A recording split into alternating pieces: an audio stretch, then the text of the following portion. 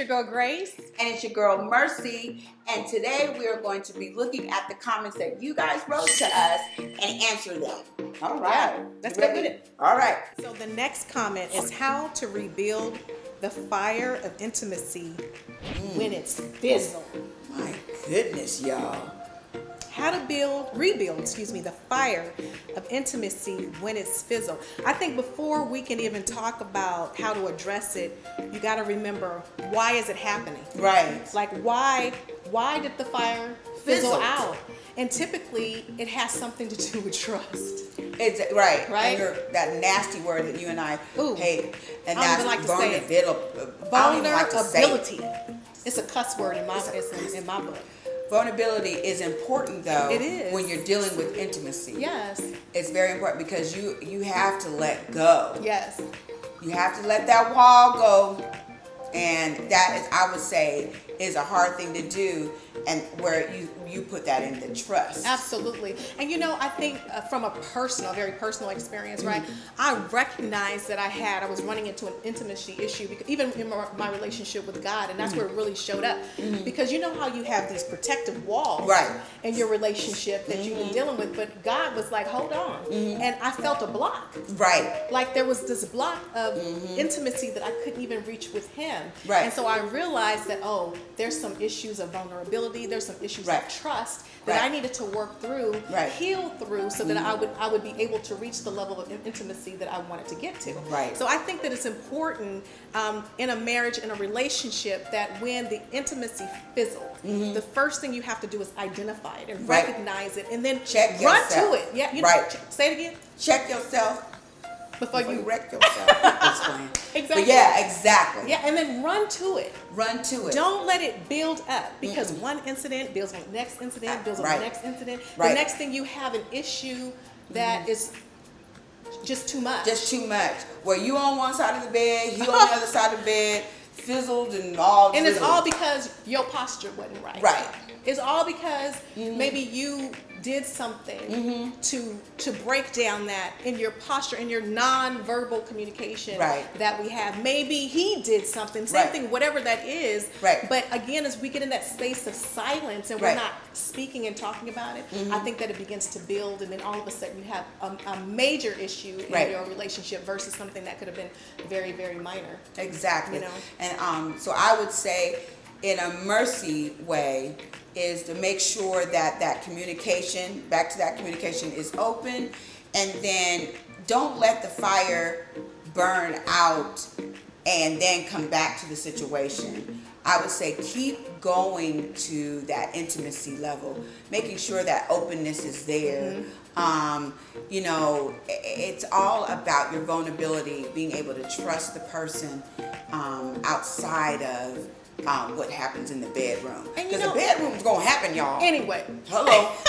And let me tell you, and men view intimacy a little different. Like, we expect them to read our mind. Right. Understand what's happening with us. Right. Where we have to verbally communicate what's happening so that you're both on the same page. That's the only way. Only way you're going to be able to fix the situation. All the time they can't figure us out. Like, No, they think they can, but they cannot. You need to open your mouth and start talking like we normally do anyways. Yes. But yeah, you need to have that open communication with them. And then, like I said, it's outside of the bedroom. The action house outside of the bedroom. There you go. Once you get that down, then the intimacy will come. Trust and believe it will. Okay? And so then I would say then, like, from a grace perspective, right? How do you gracefully approach this issue of intimacy? Yeah. I would say that I like intimacy exercises.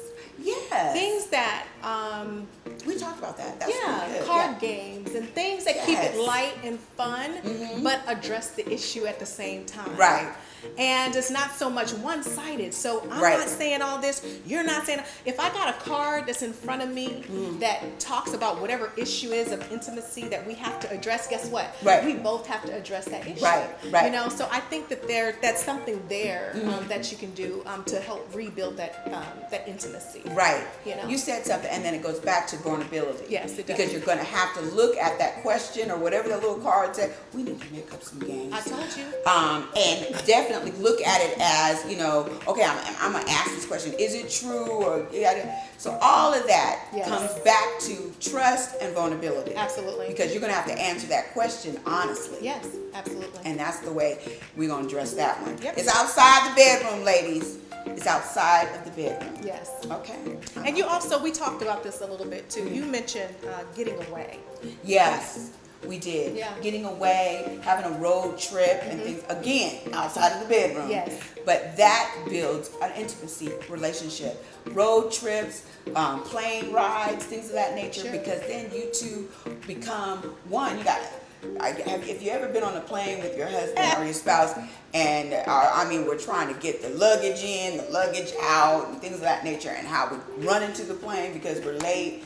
All that stuff is teamwork. It plays into it. And then when they do a good job, or you're like, give me 5. You know what? You having fun tonight. I'm gonna let you know that. I'm gonna make sure I take care of you. Okay, because you helped me out. That's right. And that is what I would say is the epitome of what brings out intimacy. Sure. And getting away, I mean, that you need that alone time. It Yeah. takes you out. That's where it takes you out of your day-to-day mundane things that you do. Right. It allows you to spend some time with that person that you walked the aisle with. Right. I mean, you know, the intimacy and the dating was there prior to the Right. marriage. So let's make sure we keep that going. Right. That's so it's very, very important that you guys have that. I call it Bonnie and Clyde moment. There you go. Where you two are on an adventure, and you know, it's you against the world, y'all. And that is what brings that back, that fizzle. Absolutely. I would say. I agree. So thank you for that. That was a good, comment for somebody. Good.